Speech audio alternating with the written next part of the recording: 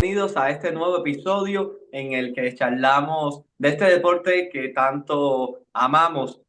Tengo como siempre el inmenso placer de compartir con Noriel Miguel y con Roger Bonet. Hoy Repo no estará por aquí, sin duda se va a extrañar su ausencia, su no presencia, pero bueno, intentaremos también conducir o reconducir este programa con la misma dinámica que lo hemos venido trayendo. Nuestro principal objetivo, hablar del juego y sobre todo divertirnos mientras charlamos. Así que, Norie, quisiera darte la bienvenida, pero hoy estaremos hablando de delanteros y muchos de los temas relacionados con ellos. Quisiera preguntarte, si pudieras haber sido un perfil de delanteros, digamos, ¿qué delanteros con qué delantero soñaste ser, por así decirlo? No solo por la gran carrera que ha tenido, sino por el perfil de delantero que fue. Ya, complicadísimo, ¿no? Pero bueno, sobre todo yo creo que cuando uno, bueno, primero que nada, saludarte a ti, saludar a Ruchi, por supuesto, a todos los que nos irán a ver luego. Bueno, nada, yo creo que al final cuando uno era niño y adolescente también eh, tenía ciertos ídolos, ¿no? Yo siempre tuve también un poco digamos, de preferencia por el futbolista argentino. Y bueno, y sobre todo ante la irrupción de Messi, a mí, por ejemplo, Carlos Tevez me gustaba muchísimo. Ruchi, Nori eligió sin duda al Apache TV, un delantero igual, trascendental, sobre todo si hablamos en lo que va de siglo. Y quisiera también conocer tu criterio y que, bueno, comentes cuál ha sido. Eres defensor, quizás tuviste como ídolo los jugadores defensores, pero sin dudas el haber jugado contra delanteros quizás te hizo plantearte, wow, este perfil de delantero me hubiese hecho mucho daño, quisiera ser como él. Sí, a ver, es complicado, ¿no? Porque al final depende mucho de las características de cada futbolista. Pero bueno, primero de todo, saludaros bueno, a los dos, que al final hacía tiempo ahora que no nos veíamos. Y nada, estamos de vuelta. Y nada, el tema del delantero, mira, yo te diría, a mí siempre me han fascinado los falsos nueves o el falso delantero. Me leí el libro de la evolución histórica del fútbol bueno, la evolución histórica táctica del fútbol de Martí Bernau, ¿no? Bueno, es un libro muy bueno y ahí habla desde los falsos nueves ya que había, pues yo qué sé, en Hungría, al principio, ¿no? Cuando empezó el fútbol. Y a mí la posición de falso nueve es una posición que me fascina. No te diría que a nivel individual quizás es la más difícil de defender, porque igual el problema es más colectivo, ¿no? Para defender al falso 9. Pero bueno, para mí los delanteros que son complicados de defender son aquellos que son también muy dinámicos, que están siempre un poco Ollie Watkins, ¿no? De esos que te están siempre rompiendo a la espalda, que se ponen siempre ¿cómo te diría? En el lado ciego, ¿no? En tu lado ciego que no sabes y de repente te aparecen y te están rompiendo por delante, de repente están en fuera de juego y dices, estás tranquilo, están fuera de juego, se meten dentro y te vuelven a romper, ¿no? De esos jugadores y también aquellos jugadores que te ponen el cuerpo, ¿no? Y que son capaces de jugar de espalda y que aunque tú quieras intentar anticiparlos, no, te meten el cuerpo y ahí no pasas, ¿no? Y es la típica que te dicen muchos entrenadores, no vayas al contacto, no vayas al cuerpo a cuerpo, que es lo que le gusta al delantero. Y a veces, muchas veces pienso, sí, claro, pero es fácil decirlo, pero luego, claro, ¿qué haces? ¿Le das espacio? Claro, si le das espacio, ya te juega de cara y ya está, ya te han superado. Intentas ir a anticiparles, te pone el cuerpo y te gira. Bueno, hay jugadores de esos que son muy difíciles de defender, pero yo si me tengo que quedar con un delantero, me quedo con el falso 9, el Messi en el Bernabéu o el Dani Olmo con la selección española, ¿no? En ese partido contra Italia, ¿no? Ese perfil de jugadores a mí siempre me han fascinado. No, sin dudas, y es lo que mencionabas, al final esa integración también que logra teniendo dentro del juego, que al final, bueno, todos los delanteros sean, digamos, más protagonistas dentro de las circulaciones de juego del equipo, dentro del modelo de juego del equipo, o menos protagonistas, entre comillas, por decirlo de esta forma, al final terminan digamos, cada uno desde su perfil aportando acerca de lo que va a terminar siendo la estructura del equipo y acerca también de este tema estaremos conversando en el día de hoy. Y Nori, una pregunta sobre todo por lo relacionado recientemente, es un tema que ha sido creo que muy habitual dentro de las mesas de debates del juego por lo que representa y también, bueno, por las estadísticas tan abrumadoras y es acerca de Erling Haaland, un futbolista que todavía, digamos, que se le siguen señalando mismo a las mismas carencias que quizás hace un tiempo, digamos, invitaba a corregir. No se le puede tampoco, diría yo, que pedir que mutase como futbolista, porque creo que siendo el futbolista imperfecto que es, porque todos somos imperfectos, tiene muchísimos rasgos de perfección y sobre todo al final creo que los números están para respaldar la bestia que es Erling Haaland en el fútbol a día de hoy. Esta conversación la hemos tenido por interno y yo creo que un perfil o una figura en la cual debería mirarse Erling Haaland creo que es Romelu Lukaku, justo por lo tan, digamos, protagónico que ha sido dentro de todos los equipos en los que ha estado, por lo tan dominante y tan efectivo que ha sido, no solo cuando ha sido utilizado como un recurso, sino también como un discurso dentro de el paso que ha tenido también varios entrenadores, como por ejemplo el propio Antonio Conte, y en esa dupla que llegó a formar el jugador belga con Lautaro Martínez. Acerca de este tema, Nori, quisiera preguntarte sobre todo, ¿por dónde ves este camino que está recorriendo Erling Haaland? Pues sobre todo está bajo la mano de un entrenador, sin duda, de lo más grande que ha dado este deporte, para no ser totalmente absoluto, y alguien que creo que si puede ser lograr que si puede lograr dicha potenciar dichos aspectos, pues justo es Pep. Y quisiera también, bueno, que me comentara específicamente acerca de este perfil que es Romelu Lukaku y la relación que pueda tener con Erling Haaland.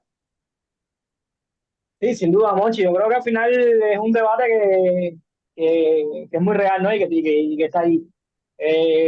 Yo creo que aquí a nadie se le ocurriría hacer un análisis valorativo, serio, y decir que Haaland en el sitio no ha funcionado, porque evidentemente sí ha funcionado, ¿no? Las cifras goleadoras están ahí. El año pasado con sus luces y sombras, pero yo creo que fue uno de los mejores jugadores de la temporada en el global, sobre todo por lo que significó para el Manchester City, no solo en cifras, sino también yo creo que muchas veces en amenaza, ¿no? Pero luego también yo creo que el debate se abre por el tema de la aportación que puede dar el noruego en contextos difíciles, ¿no? Que es donde se ha quedado cortísimo. Al final el Manchester City es un equipo probablemente el más dominante que exista en los que ha asistido en los últimos 3 años en la superélite, pero evidentemente es un equipo que van a tener otros rivales que por categoría, por entidad y por calidad le van a presentar el combate, ¿no? Van a exigir partidos de cierta paridad, y ahí es donde se necesita la protección también de todos, ¿no? Y cuando digo la protección de todos, es la protección también evidentemente del centro delantero, ¿no? Que al final es una posición que ha evolucionado a través de los años, y como han evolucionado otras, ¿no? Pero yo creo que hoy en día yo creo que no es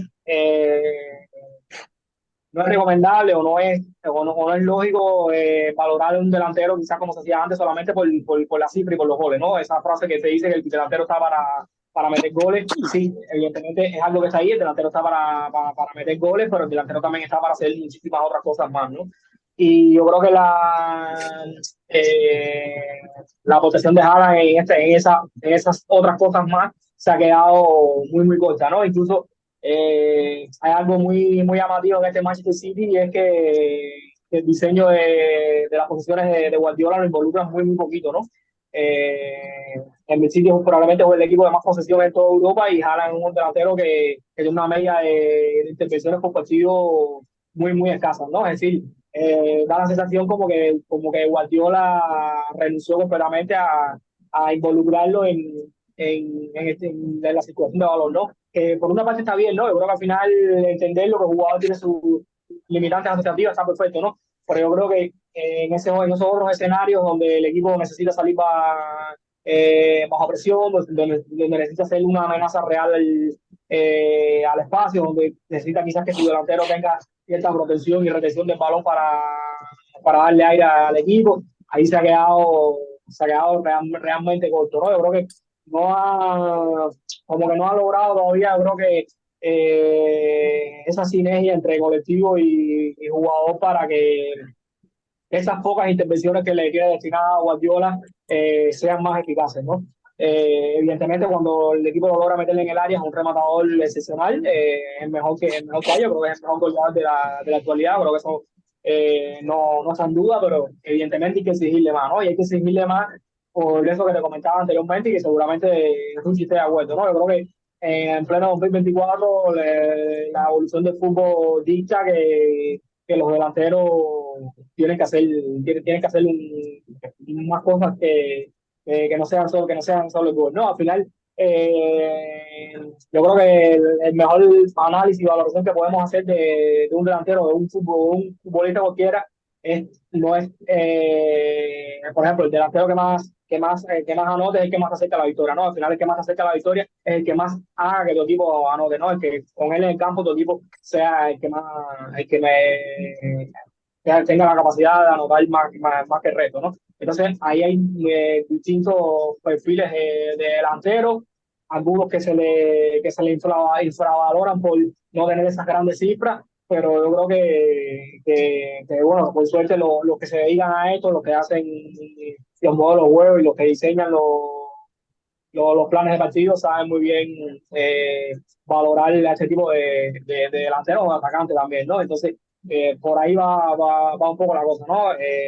Me gusta que hayas empezado con Haaland, porque evidentemente es un tema que está bastante fresco, y yo creo que nada, que valorándolo muy bien, evidentemente su paso hasta ahora por el City, yo sí creo que hay que exigirle más. Y Ruchi, con respecto a esto que decía Norie, estoy totalmente de acuerdo, pero es que Haaland también, dentro de esa naturaleza bestial goleadora, como mencionaba Norie, esa fortaleza del remate increíble que posee, parece tener hasta un superpoder una vez logra generarse el remate, porque no solo es muchas veces a las zonas que llega, a las que otros delanteros se le complican muchísimo, sino también una vez que realiza dicho remate, lo tan eficaz que termina siendo.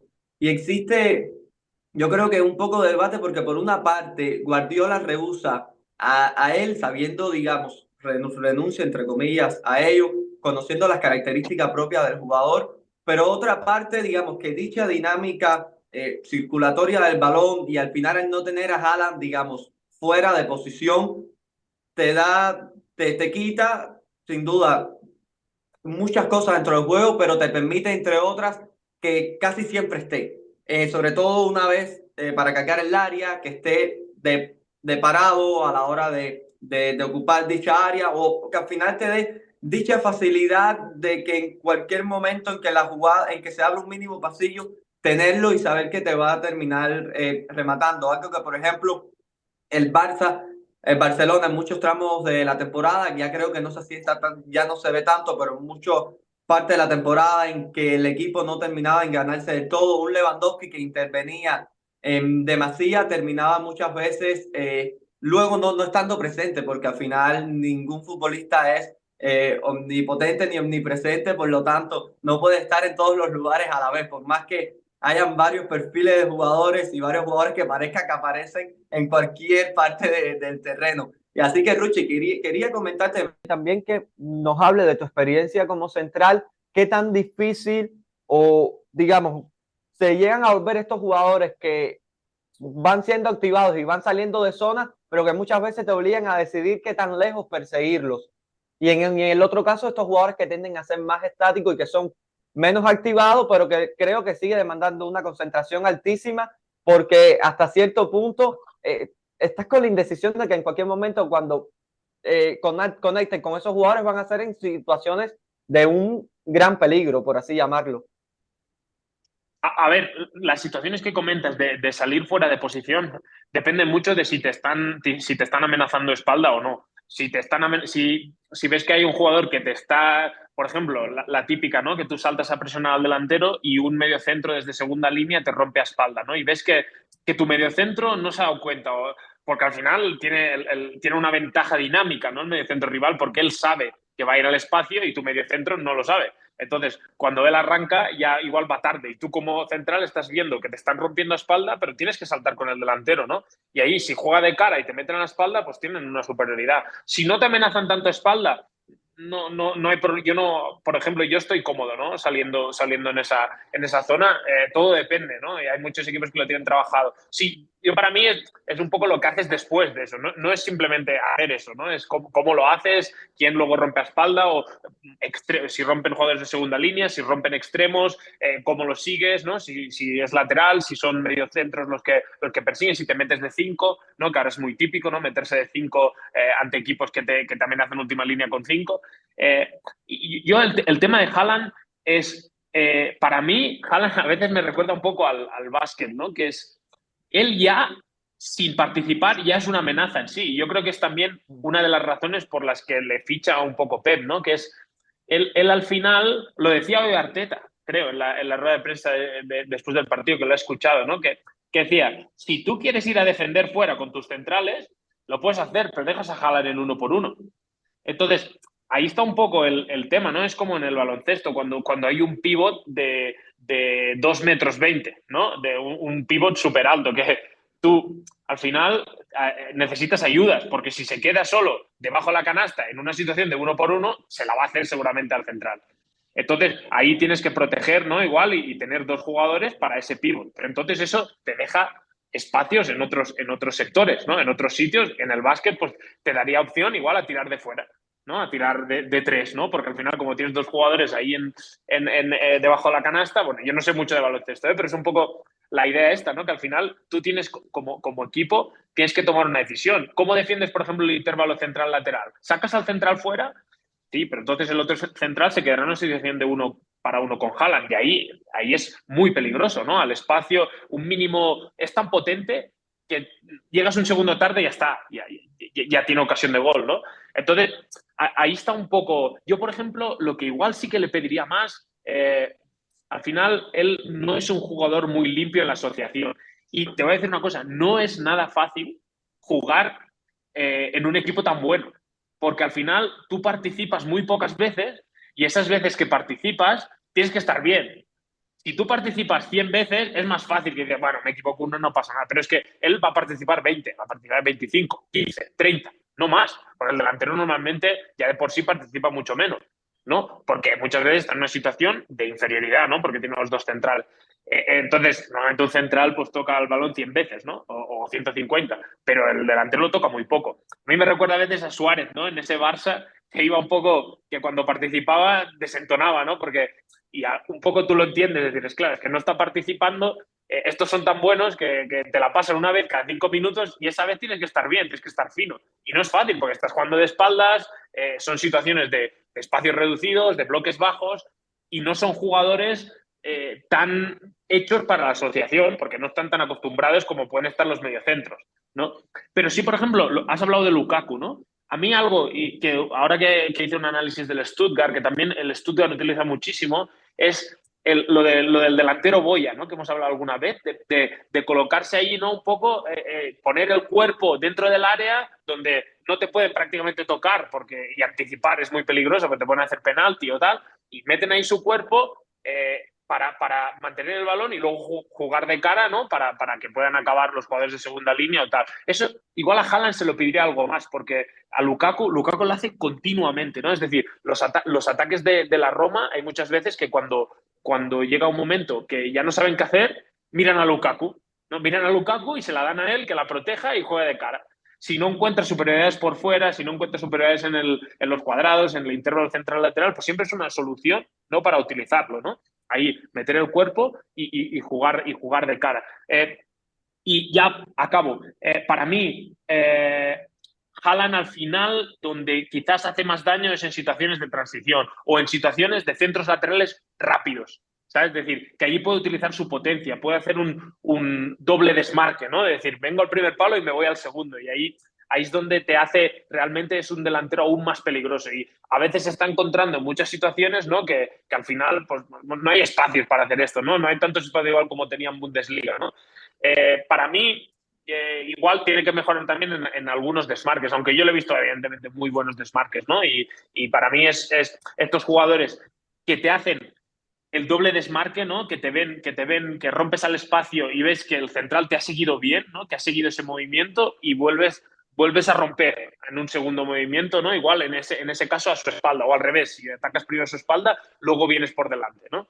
Exacto. Entonces, bueno, yo creo que evidentemente tiene margen de mejora, pero como he dicho, él ya es una amenaza en sí solo. O sea, aunque esté mal, ya es una amenaza, ¿no? Porque ya te condiciona un poco la forma de defender del rival. Y eso yo creo que es lo que buscaba un poco también el City, ¿no? Cuando lo fichaba, ¿no? Que igual ellos sabían que muchos equipos ya sus dos centrales los tendrían para el delantero. A partir de ahí ya tienes superioridad en otros sitios. ¿Cómo lo aprovechas? Ahí está el tema.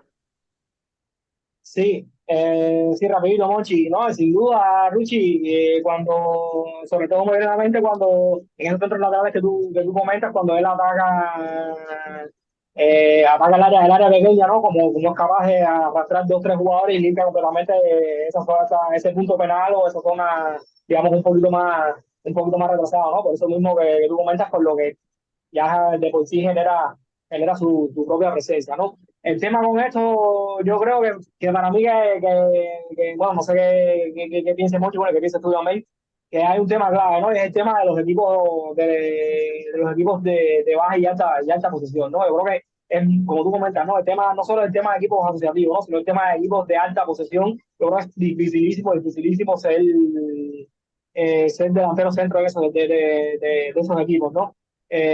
Sobre todo porque al final son equipos que muchas veces terminan hundiendo al rival y jugando en espacios muy, muy reducidos, ¿no? Sobre todo me viene a la mente la selección española y la dificultad que siempre ha encontrado, incluso en sus mejores épocas, encontrar un centro delantero en condiciones, ¿no? Yo creo que el que mejor funcionó de todos fue Villa, y porque era un delantero más exterior, ¿no? No era ese típico delantero del que estamos hablando, ¿no? Incluso, por ejemplo, vemos equipos delanteros de equipos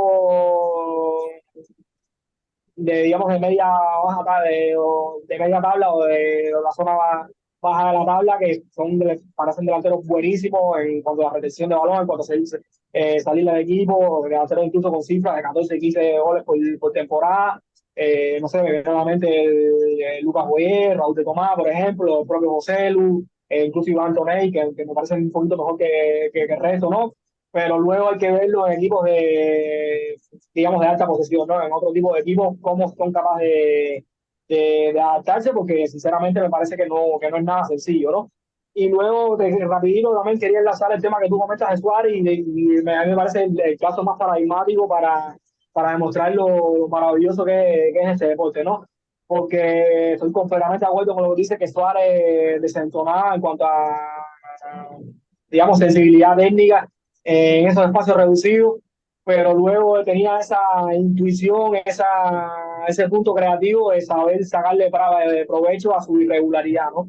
Que eso es algo que me parece interesante. Eso no, creo que también el contexto colectivo también sabía cómo sacarle provecho a esa irregularidad técnica de Suárez o a esa irregularidad en las intervenciones de Suárez, ¿no? Sobre todo, yo creo que porque esa irregularidad evidentemente también era percibida por los rivales, ¿no? Y los rivales muchas veces veían en Suárez como que el robo lo tenían cerca, ¿no? Y ahí yo creo que es donde cometían el error, donde saltaban a veces cuando no tocaba, se terminaban desorganizando. Y por ejemplo, eso es algo que se notó muchísimo cuando Suárez se lesionó y tuvo que jugar Griezmann de centro delantero, ¿no? Griezmann es completamente todo lo contrario, un jugador con una calidad técnica asociativa que no fallaba prácticamente una acción técnica, pero esa perfección terminaba por no generar nada, ¿no? Al final la circulación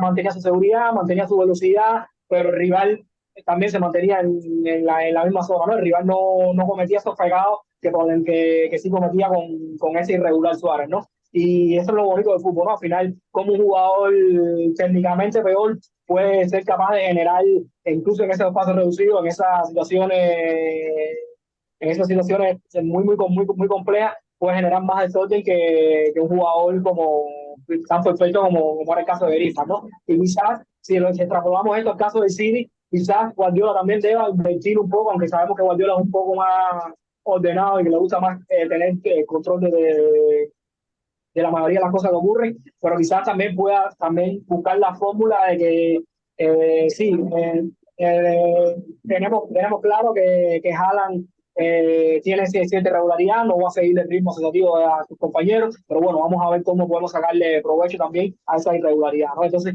creo que por ahí a lo mejor también puede venir la cosa, porque evidentemente es muy fácil decirlo, probablemente sea muy fácil intentarlo, lo complejo es crear todos estos mecanismos, todas estas situaciones para aprovechar esa irregularidad. No, y que luego creo que Suárez también jugaba a su favor con esa, digamos, con ese oficio de delantero con el que él portaba, o sea, esa maña también de muchas veces, pese a no ser el más rápido, ser el que terminaba ganándole la posición a muchos defensores más altos que él, solo por el simple hecho de evitar que se produciera, digamos, la carrera, y sobre todo en estos espacios cortos, como venía comentando Nori, y también me llamó mucho No, la sí, atención sí. no, y que bueno, que Ruchi lo podrá decir, no, pero bueno, yo al nivel que jugué, que jugué fútbol, evidentemente nada, yo creo que nada me frustraba más que ver un jugador que tú le dices, lo veo fácil, veo otra vez, puedo ganarle fácil, puedo robarle el balón fácil, y que luego no sea así, ¿no? Es algo completamente frustrante, ¿no? Porque al final lo intentan, y siempre como que caes en una trampa que solo caíste en ella por ser el jugador que tienes enfrente en las características que tienes, ¿no? Y yo creo que ese era Suárez, ¿no? Sí, sí, yo iba a comentar un tema y ya está relacionado, ¿no? Que es al final, el venir a recibir, ¿no? Para luego acabar rompiendo, o sea, para sacar un poco al defensa de zona, ¿no? Para luego atacarle su espalda. Que esta es un poco la clave, ¿no? Porque tú como defensa, yo no me puedo, si Suárez baja a recibir el balón, yo no me puedo pegar a él directamente, ¿no? O sea, si veo que Suárez está haciendo un pequeño movimiento, yo le tengo que dar un par de metros. Y luego, mientras el balón viaja, yo ya salto, ¿no? Porque si me pego mucho a él, él al final me puede redondear, ¿no? O sea, me puede hacer el desmarque al espacio y ahí ya me coge seguramente, lo tengo que agarrar, lo tengo que hacer una falta. Entonces, yo normalmente sí que le doy un par de metros, ¿no? Pero la clave ahí es en tú saber si ese jugador te puede generar ventajas si recibe, ¿no? Si no recibe, tú le das esos 2 metros y dices, bueno, si recibe va a jugar para atrás porque no es un jugador, ¿no? No es un jugador que te pueda generar, yo qué sé, que te pueda jugar un tercer hombre, que te pueda, que se pueda girar en esas situaciones, ¿no? Para mí la clave de algunos delanteros, los mejores delanteros, es esa, que sean capaces de venir a recibir al pie, pero al mismo tiempo poder romper el espacio y ser peligroso en ambas, ¿no? Porque eso te pone aún, como defensa, te pone las cosas aún más complicadas, porque sabes que si lo vas a buscar, te va a romper. Sabes que si le dejas espacio, se te va a girar o te va a combinar y te van a dominar y te van a hundir, ¿no? Y aquí yo quería sacar un nombre que lo hemos estado comentando ya por vía interna, que es el de Joshua Zirkzee, el delantero del Boloña. Me parece un poco este perfil de futbolista. Por eso yo creo, vamos, yo si fuera director deportivo de uno de los grandes, iría por él como un loco, ¿no? Me parece el delantero moderno, porque es eso, sobre todo es muy bueno cuando baja a recibir, cuando se asocia, muy bueno, de lo mejor del mundo te diría, pero también es un delantero que puede ir al espacio. Quizá no es tanta su virtud para ir al espacio como para ir a recibir, pero es un jugador peligroso en ambas, ¿no?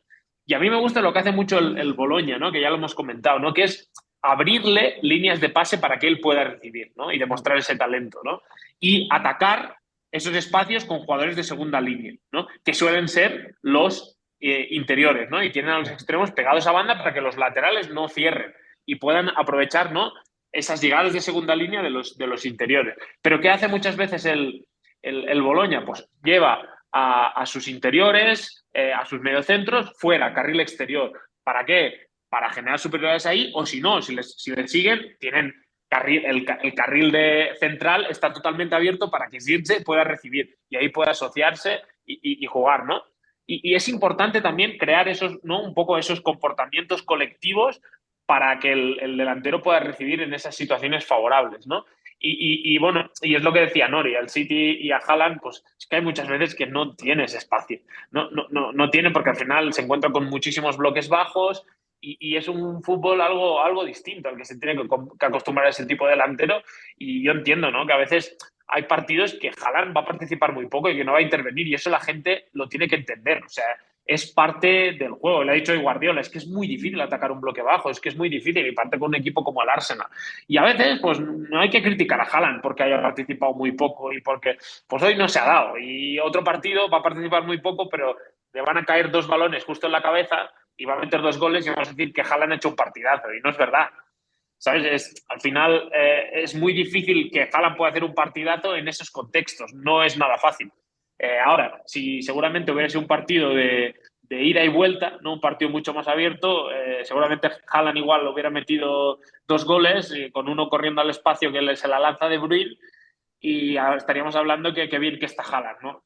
Entonces, claro, es que todo es muy contextual, todo es muy relativo y yo creo que hay que tener que paciencia con él. Y también, la última cosa ya que quería comentar, es el tema ese, ¿no? Con esos delanteros, ¿qué haces con ellos?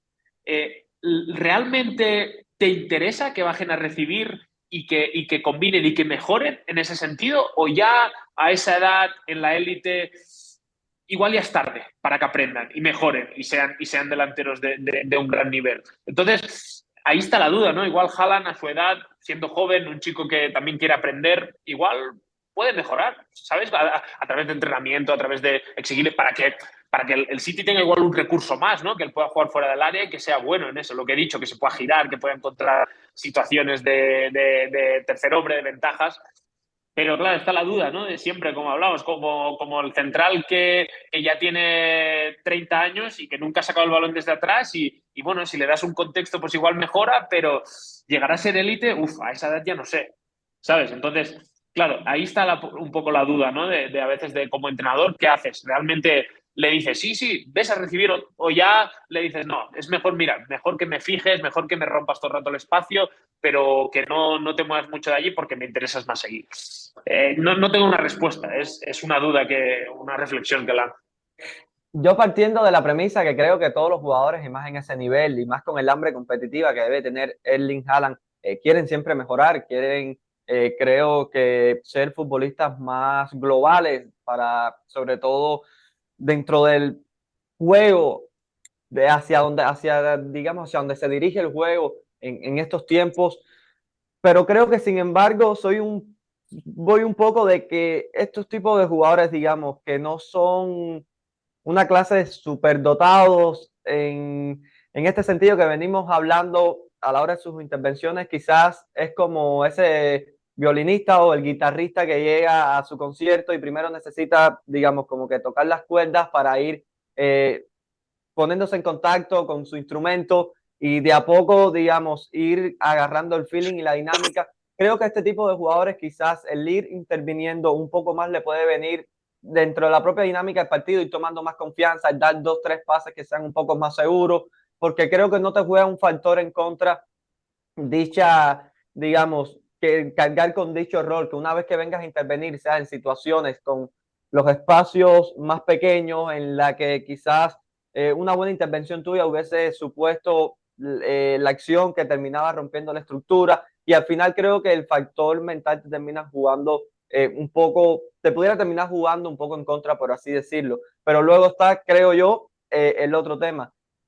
Si hay alguien, repito nuevamente, capaz de convencerlo, sin duda creo que es José Guardiola, pero ¿qué tanto, no solo qué tanto te conviene a ti, creo, dentro de tu estructura, tener un futbolista como Erling Haaland interviniendo en diferentes zonas del campo, sino también qué tanto Erling Haaland se puede creer a sí mismo el estar interviniendo en zonas, sobre todo en las que luego vea que la propia dinámica de la posesión lo termine, digamos, situando en zonas donde luego cuando llegue la finalización de las jugadas, él no sea esa pieza protagónica. No sé si me hago entender un poco con lo que vengo mencionando, sobre todo porque este tipo de futbolistas creo yo que son tan bestiales en ese tema del remate.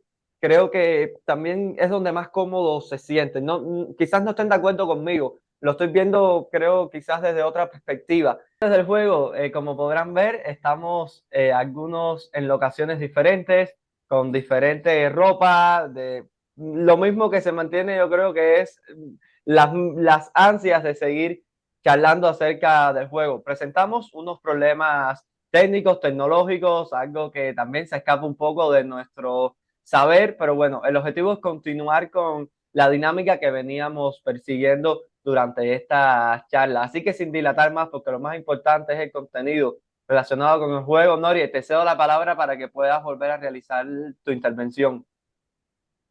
Sí, Monchi, no, bueno, iba a decirlo ahorita, no, pero no fue ahorita, fue el día anterior, se me quedó un poco el tema, para terminar un poquito con lo que con lo que comentaba de Haaland y la utilización que se le está dando en el City también, ¿no? Porque como comentaba anteriormente, ¿no? Yo sí he sido muy crítico con el noruego, pero yo creo que también hay algo de culpa de Guardiola en ese sentido, ¿no? A ver, cuando me refiero a algo de culpa, no me refiero a una crítica en sí, ¿no? Evidentemente Guardiola sabe mejor que nadie cuáles son las decisiones que lo van a acercar más a la victoria y si para él la decisión pasa porque Haaland intervenga muy poco, sobre todo para cuidar eso que veníamos comentando, como comenzó Ruchi, comentaste tú también, el tema de hacer un jugador que evidentemente tiene menos nivel ofensivo que el resto para tratar de protegerse mejor. Evidentemente, si Guardiola entiende que esa es la manera que más le acerca a la victoria, evidentemente es la decisión correcta, ¿no? Lo que yo sí, por momento, quisiera que se intentaran otras cosas, ¿no? Y sobre todo que se intentara buscar más, ¿no? Intentar buscarlo, ¿no? Al final, yo creo que también estamos en la era también donde se criminaliza demasiado las pérdidas y no tiene por qué ser así, ¿no? Ahorita Ruchi mencionaba el tema de Luis Suárez y me parece que es un tema bastante interesante, ¿no? Porque sobre todo en el Barça con Valverde, yo creo que si tú logras crear dentro de tu modelo de juego, asumir las características de los jugadores, yo creo que se puede realizar un buen plan, ¿no? Por ejemplo, en el Barça de Valverde, el equipo asumía que Suárez era un jugador que, sobre todo en el último tramo de su carrera, por esa inestabilidad técnica que tenía, iba a perder muchísimo balones, ¿no? Pero el equipo, al asumir esto, sabía cómo protegerse de esas posibles pérdidas de Suárez, ¿no? Y luego lo que te comentaba, ¿no? Pero el equipo lo buscaba porque esa búsqueda, más allá de que termine en una acción positiva o no, termina generando cosas, termina generando caos en el rival, ¿no? Sobre todo lo que les comentaba extra cámara los otros días también, el tema de esa sensación de jugador tope en esa zona sobrepoblada, muchas veces termina por precipitando al defensor a tomar otro tipo de decisiones, ¿no? Al final, el defensor, como ve que se está enfrentando a un jugador con cierta irregularidad técnica, muchas veces termina viendo el robo más cerca de lo que realmente está, ¿no? Y muchas veces ahí es donde se empiezan a desorganizar la defensa, ¿no? El ejemplo, cuando Suárez se lesiona y empieza a jugar Griezmann en esa posición de centro delantero, Griezmann era todo lo contrario a Suárez en ese sentido, ¿no? Era un jugador con una fineza técnica que prácticamente no fallaba una acción, ¿no? Pero no generaba cosas porque al final el balón lo que hacía era un poco lo que le pasó al City este fin de semana contra el Arsenal, ¿no? Se movía de un lado a otro, de un lado a otro, pero hoy en día con la preparación que tienen los bloques defensivos rivales, con el conocimiento de las defensas zonales que tiene cualquier equipo en la élite, es muy difícil muchas veces a pura posesión, a pura precisión en esa posesión de balón, generar ese caos, ¿no? Que es ese caos que, por ejemplo, generaba el Barça con Suárez, con esa falsa torpeza de Suárez, ¿no? Y yo creo que a lo mejor con Haaland se pudiera intentar. Yo creo que probablemente se pudiera intentar, ¿no? Luego, evidentemente, hay que ajustar muchísimas cosas porque el City no tiene otra manera de jugar completamente distinta. Guardiola prioriza el tema del control, pero yo creo que es es una posibilidad que está ahí y que a mí personalmente me gusta mucho, ¿no? Lo que también pasa un poco por eso que te comentaba, ¿no? De criminalizar demasiado la pérdida, que hoy en día está muy de moda y no tiene por qué ser así, ¿no? Incluso a mí me viene a la mente, seguramente ustedes se acordarán, ¿no? El tema del Liverpool, por ejemplo, que evidentemente son un contexto que no involucran al centro delantero, pero el Liverpool de hace 3 4 años o 2 3 años, una de las grandes etapas de ese Liverpool de Block que desarrolló por Inglaterra y por Europa. Muchas veces ellos tenían muy automatizada una jugada donde le sacaban mucho provecho a la pérdida, ¿no? Es decir, por ejemplo, para ponerle un poquito de situación y explicarlo de la manera más fácil, ¿no? Balón al central, sobre todo Virgil van Dijk, por ejemplo, de central izquierdo, que buscaba conectar los balones largos en diagonal con Salah, que es el extremo del lado opuesto. Y muchas veces esa jugada, estos balones largos que terminaba intentando el Liverpool, ya sea desde de izquierda a derecha o de derecha a izquierda, muchas veces el Liverpool intentaba buscar esos balones ya prácticamente ni con la necesidad de que Salah lo ganara en primera instancia, ¿no? Porque si lo ganaba perfectamente, ¿no? Pero luego tenían tan automatizado que luego que ese balón, ese rechace, ese posible rechace que iba a salir de esa acción, ellos tenían tan automatizado, tenían tan preparado y preestablecido cómo iban a seguir la secuencia de ese rechace, que prácticamente esa pérdida, esa situación de balón largo, ese vuelo perdido por Salah, se convertía en una acción ofensiva muy favorable para ellos, ¿no? Y entonces lo bonito también un poco de este deporte, ¿no? Que al final, como situaciones que probablemente a nivel estadístico vayan a los libros como malas acciones, terminan siendo muy buenas, ¿no? Y un ejemplo que, como te decía, no tiene mucho que ver con la situación de Haaland, pero sí un poco que viene a ejemplificar también el tema de las pérdidas, ¿no? Que las pérdidas propias puede ser algo muy aprovechable en el fútbol de hoy en día, y de hecho lo es. Yo creo que realmente lo es, ¿no? Lo que evidentemente hay que prepararlas, ¿no? Porque como te decía, ¿no? Al final el Barcelona con Suárez tenía preparado cómo protegerse o qué hacer después de esa asumible pérdida de Suárez, ¿no? Pero por ejemplo, el año pasado el Barcelona con Dembélé no tenía preparado eso, ¿no? Y muchas veces Dembélé, como era un foco de pérdida constante, pero al no tener preparado esas situaciones por pérdidas de Dembélé, al final era un equipo que es muy vulnerable, sobre todo cuando Dembélé vendía el balón, ¿no? Y por eso es interesante este tema, ¿no? El tema de la pérdida, aunque me fui un poco del tema de los delanteros, pero me parece que se pueden, digamos, que entrelazar este tipo de situaciones, ¿no? No sé qué piensa usted. Noria, y que al final la propia dinámica, digamos, de juego deriva en que al final los delanteros, cuando se producen este tipo de, llamémosle, de secuencia, que de lo cual venías comentando, de humanizar la pérdida, sobre todo te permite, si lo que intentas es crear ciertos mecanismos y presionar ese segundo balón o gestionar dichas redes de caída o gestionar o predefinir de cierta forma lo que pueda suceder un poco más allá, es que muchas veces, digamos, esos mediocampistas o los jugadores cercanos a dicha zona, muchas veces van a ver ese balón de cara, porque es un balón que, digamos, que ya superó y que luego lo asumen en muchas ocasiones, digamos, yendo hacia el frente, que creo que a la hora de gestionarlo también es un punto importante a la hora ciertamente de planificarlo. Creo que Ruchi igual nos podrá hablar más acerca de esto porque al final es jugador. Y con respecto a lo que venías mencionando de Haaland, al final yo creo que también Haaland está jugando dentro del equipo de un hombre que posiblemente más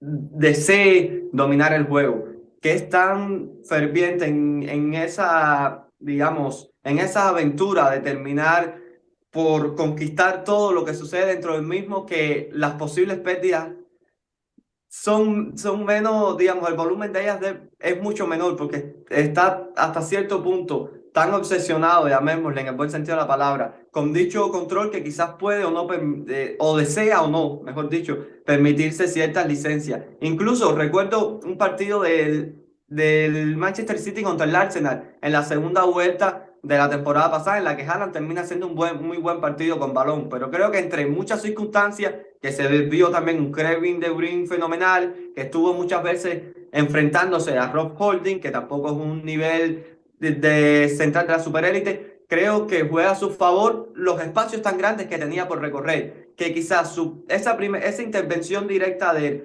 no pudiera ser la de mayor exquisitez técnica, pero luego tenía muchos metros para, digamos, para intentar ganar al trote o para intentar, no, digamos, crear de dicha adversidad, pero sí para reconquistar y hacer, y sobre todo, bueno, corriendo y haciendo su equipo ir hacia adelante es prácticamente imparable. Luego creo que se da que el propio City, por ejemplo, esta jugada de Kevin De Bruyne en la que corta muchas veces este intervalo central lateral del cual hemos hablado en el capítulo anterior, que los invitamos también a nuestros suscriptores para que vayan a verlo. Creo que este tipo de situaciones, aunque previamente hayan tenido que darse muchísimas cosas, digamos, positivas para que se logren, una vez se logran, creo que tienes que tener dentro del área futbolistas que sean capaces de finalizar en buen sentido. Y creo que al final Haaland también está cerca a ello. Está cerca a tenerlo muchas veces en zonas de remate. De todas formas, Ruchi, quería preguntarte para que comentes acerca de esto muy interesante que venía hablando Nori. Y también luego quisiera darte al traste para que me hables sobre todo a la hora de defender un tipo de situaciones que te lo comentaba por interno, que es, por ejemplo, cuando en amplitud el último jugador recibe y entonces ese penúltimo, digamos, termina lanzando el desmarque en ruptura para que se abra esa línea de pase con el antepenúltimo, que muchas veces de un perfil corporal y tal termina activando, digamos, en esa triangulación y que creo que al final es una jugada que cambia tanto de eje que creo que los perfiles corporales y tal, este aspecto micro debe terminar jugando un papel vital. Y te cedo la palabra y disculpa por robarme estos minutos.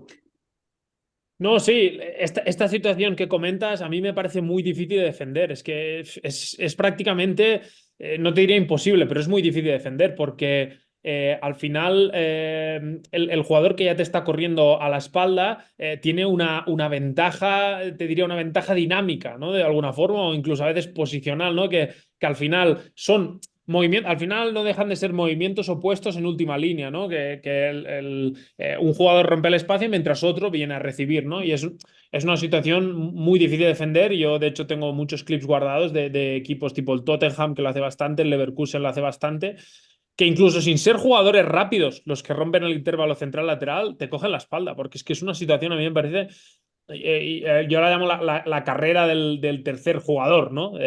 Que es que al final es un jugador que ya está corriendo al espacio, que va a ser el receptor, ¿no? Que va a ser el tercer hombre, ¿no? Al final es una situación muy difícil de defender.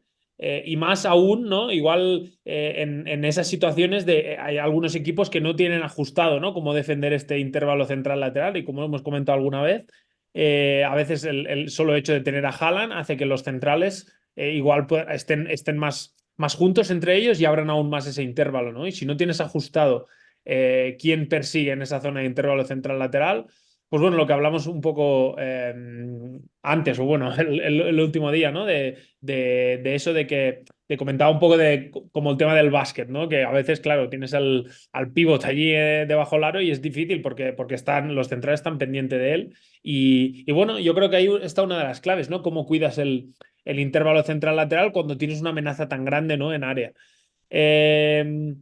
Al final, también quería comentar el tema de los delanteros cuando, por ejemplo, en situaciones de saque de puerta, de reinicios o incluso en salidas de balón, ¿no? Que ahora se lleva mucho el 4-2-2-2 que hemos hablado alguna vez, ¿no? Pero sobre todo no tanto de estructuras, ¿no? Hablemos del concepto, ¿no? Que muchos equipos utilizan de atraer jugadores a la base para que se genere este espacio, jugando también con la norma del fuera de juego en el medio campo, para que se genere este espacio entre mediocentro rival y defensa rival. Y es un espacio muy grande para que los delanteros corpulentos puedan maniobrar, ¿no? Y es una situación un poco distinta cuando, bueno, un poco no, muy distinta a la que puede tener Haaland cuando estás atacando un bloque bajo, ¿no? Y ahí sí que estos delanteros corpulentos, ¿no?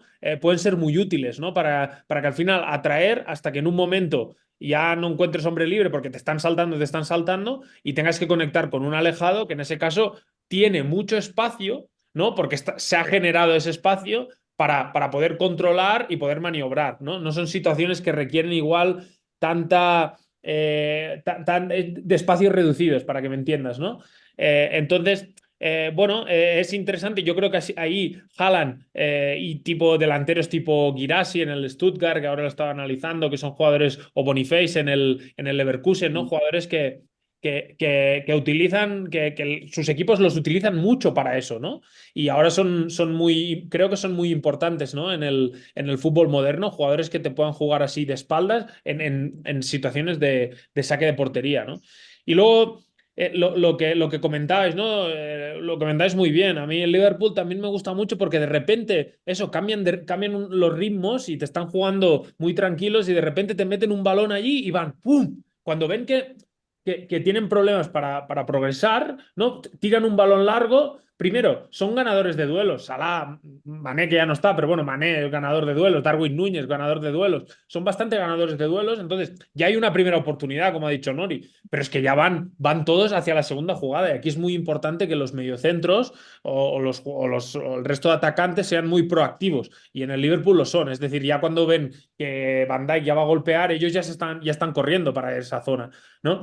Y también quería comentar eso, que lo habéis dicho muy bien. Aquí hay que pensar también en la pérdida, ¿no? Y cuando al final tú acumulas muchos jugadores por dentro y Haaland pierde el balón, tú estás preparado para presionar ese balón y para volver a atacar. Y ante un bloque bajo, si miramos las estadísticas, la mayoría de goles no vienen de ataques organizados, vienen de eso, de, de, de segundas jugadas, de segundos centros, de robar tras tener una posesión larga, pero no vienen de ataques organizados muchas veces. Entonces, sí, es una de las claves igual, poder estar ya preparado para la pérdida cerca. Yo por eso hablaba mucho del concepto del delantero boya, que es un concepto que me gusta bastante, ¿no? Utilizar a Haaland no tanto que venga a recibir, sino que se quede allí entre los centrales, que ponga su cuerpo y a partir de allí, cuando él recibe, pues ya que los mediocentros puedan acercarse para que les dé una pared y golpear o para robar esa segunda jugada. Al final ya estás prácticamente dentro de área en muchas situaciones o,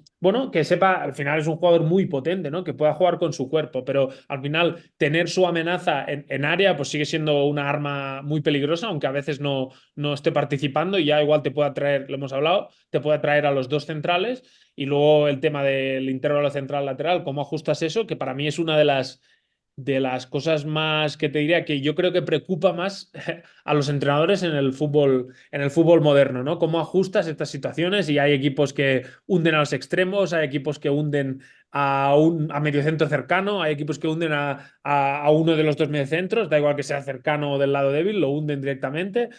Bueno, al final también en función de las amenazas que tienen, hay equipos que persiguen directamente, es decir, si viene un jugador de segunda línea lo persiguen con el mediocentro que sea.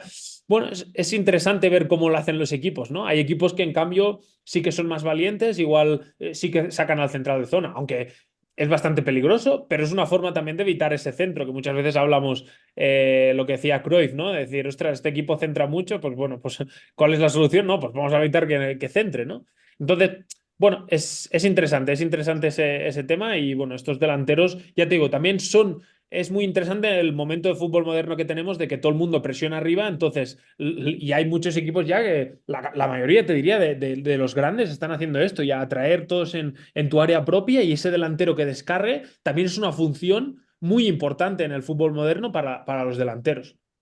Y Ruchi, que comentabas de estos equipos que al final, cómo utilizan también a sus delanteros en los propios inicios de saque de meta, al no existir el offside, y hemos visto cómo el City, por ejemplo, en esa conexión Ederson-Agüero, cuántas situaciones de peligro o incluso de gol no se terminaban gestando. Y en muchos de los casos, pese a no ser, digamos, el protagonista, ese receptor al pase que venga de guardameta, sí termina condicionando el perfil corporal del defensor, digamos, que esté emparejándose con él, la distancia de relación a la hora de poder ir al salto sobre otro jugador, o sea, el estirar el intervalo y varios tipos de situaciones. Hablabas del bloque bajo y de los goles que muchas veces se terminan gestionando justo cuando ese equipo intenta salir a la transición, entonces se toma a contrapié con unos espacios que previamente no existían. Y es que también muchas veces hemos hablado de que en este tipo de situaciones la creatividad y la socioafectividad juegan un papel extremadamente vital. Y me pasó por la mente hablar ahora acerca de un delantero que creo que también no es objeto de controversia, pero sí es un perfil de delantero que invita, creo que, a la reflexión. Y quiero hablarte, Nori, de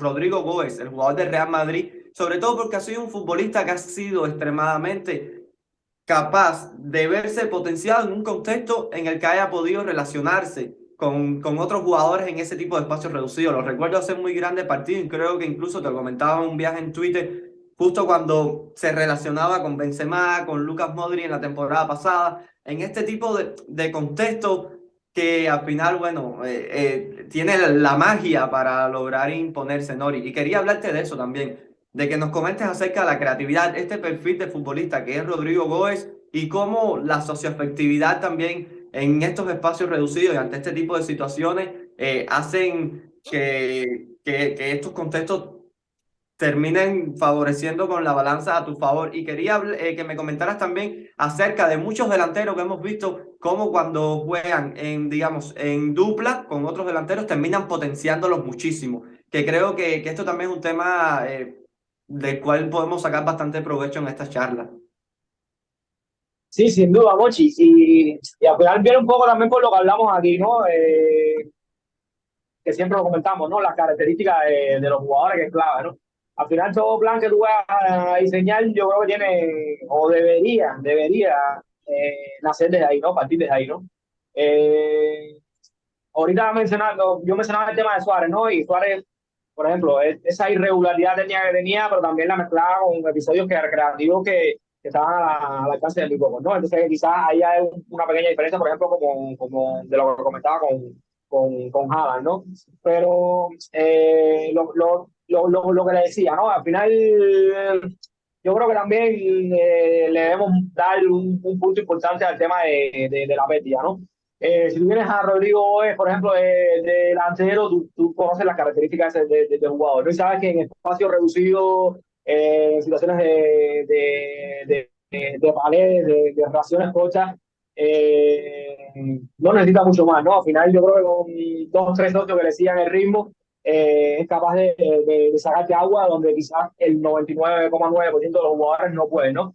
Y tú sabiendo esto, también tienes la posibilidad de crear un plan en torno a esto, ¿no? Un plan en torno a dos, tres relaciones y no quizás un plan donde involucre un ataque posicional con cinco jugadores por delante de la línea de balón, ¿no? Entonces, ese plan que involucra a menos jugadores en ataque, que eres capaz de dañar con menos jugadores, luego también te va a favorecer a la hora de protegerte, ¿no? Que quizás eso es algo que ha hecho muy bien el Madrid este año, ¿no? El Madrid este año, por ejemplo, ha recibido muy pocos goles, ¿no? Y para mí una de las grandes claves de por qué ha recibido muy pocos goles es porque no está jugando con delanteros. Efectivamente no hay jugadores que estén fijos por delante de la línea de balón, sino que se van moviendo poco a poco y son, como decía, ¿no? Son relaciones que se van formando de dos, tres y con eso le basta, ¿no? Hay equipos que no, evidentemente no le basta con eso y tienen que utilizar más jugadores para generar cosas ese último tramo, ¿no?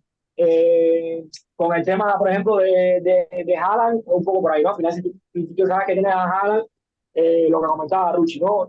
Tú sabes que, sobre todo, contra bloque bajo, Haaland se tiene que generar cosas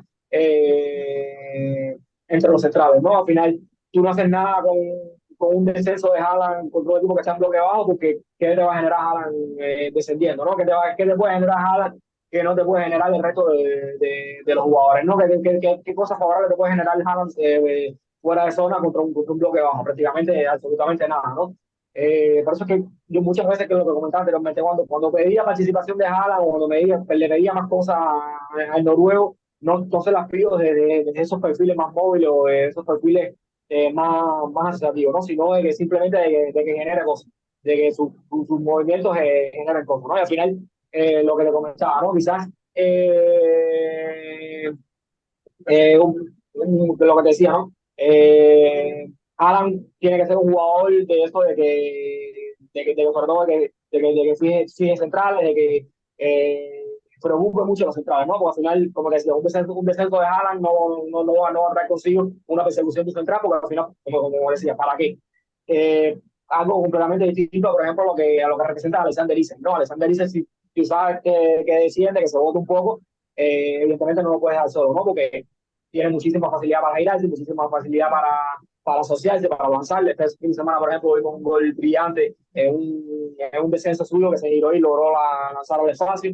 Y son, como te decía, ¿no? Las características de los jugadores y tienes que diseñar un plan enfocado en las mismas, ¿no? Por eso mismo, porque ningún jugador es igual a otro y al final las necesidades de los equipos van en función de esto, ¿no? Evidentemente, a lo mejor para la hora de cargar el área o de generar situaciones de remate más favorables, a Madrid con Rodrigo le cuesta muchísimo más que lo que le pudiera costar, por ejemplo, a un equipo con Haaland, ¿no? Porque Haaland tiene una capacidad de embarque que no tiene ningún futbolista del Madrid, o para mí que no tiene ningún futbolista del mundo, y te puede generar esas situaciones de remate rápidamente con nada, ¿no? Pero un poquito después vuelvo a caer en lo mismo, ¿no? Son las características de los jugadores lo que le van a terminar marcando. Nada, un par de cosas solo quería comentar. Mira, hay un tema que es, por ejemplo, en el Bologna, ¿no? Que es a Joshua Zirkzee. Sí que lo que hace el Bologna es acumular muchos jugadores en carril exterior para vaciar carril interior y ahí que Zirkzee pueda recibir. Ahí estás muy expuesto para la pérdida, pero es que Zirkzee es tan bueno, ¿no? Que es lo que hablamos de las características de los jugadores, ¿no?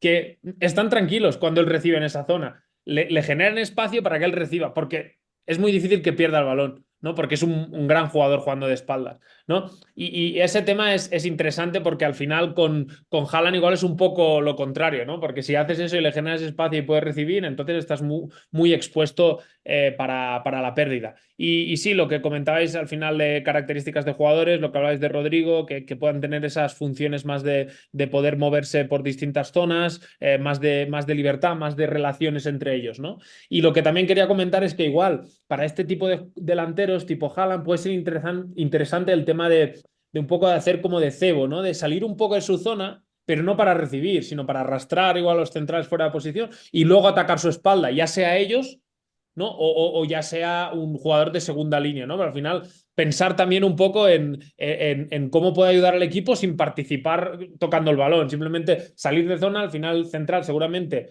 te puede perseguir, al final si te dejan solo, aunque sea Haaland y no sea muy bueno, hombre, puede recibir y girarse y te puede generar cosas, al final ahí el rival tiene que tomar alguna decisión, igual pues puedes sacar a uno de zona, a un central de zona y que alguien ataque la espalda tipo jugadores de segunda línea o los propios delanteros, que esto se lo he visto muchísimo a Watkins, que hacen el cebo de sacar al central un poco de zona y luego le atacan la espalda, porque esos 2 metros son importantísimos. No, rápido, sin duda que eso es una jugada que de hecho era muy típica del noruego, ¿no? El tema es que al final los equipos y los centrales como que van conociendo mejor ya las características y como que cogen su propio veneno, ¿no? Al final ese descenso más ruptura después de Haaland es prácticamente indefendible, ¿no? Entonces, al final quizás como central me convenga más de darle esos metros que cuando desciende y bueno, ya si se me gire, me hace daño así, bueno, mala suerte, ¿no? Pero lo que trato de evitar es perseguirlo y que después me coma la espalda porque me la va a comer, evidentemente me la va a comer. Y es que al final todo este tipo de movimientos que juegan con la propia intencionalidad de cambiarle los perfiles a los centrales terminan siendo vitales porque hacen que el central muchas veces deje de referenciar incluso balón, tan pendiente al movimiento del desmarque que pierden la propia referencia del balón. O en otro caso que muchas veces por tal de referenciar el balón terminan perdiendo la presencia del delantero y son, como mencionaba Ruchi, pequeños metros que se ganan, pero son los que te marcan la diferencia de tener un segundo más a la hora de definir. Yo por mi parte me quedo con mucha hambre de seguir conversando del juego. Seguro estoy que ustedes también, pero lamentablemente ya tenemos que ir despidiendo este episodio. A los suscriptores, perdonadnos por nuestros inconvenientes tecnológicos y sobre todo agradecerles por seguir atentos a nuestra charla, a nuestro proyecto. Recuerden por favor darle like, suscribirse y compartir.